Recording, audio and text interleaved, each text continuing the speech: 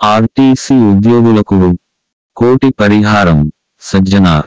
TSRTC ఉద్యోగుల ప్రమాద బీమా పరిహారం ₹40 లక్షల నుంచి కోటికి పెరిగిందని సంస్థ ఎండీ సజ్జనార్ ప్రకటించారు.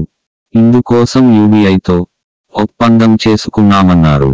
రోడ్డు ప్రమాదాల్లో అకాల మరణం చెందిన, శాశ్వతంగా దివ్యాంగులైన సిబ్బందికి ఫిబ్ 1 నుంచి ఈ బీమా వర్తిస్తుందని చెప్పారు.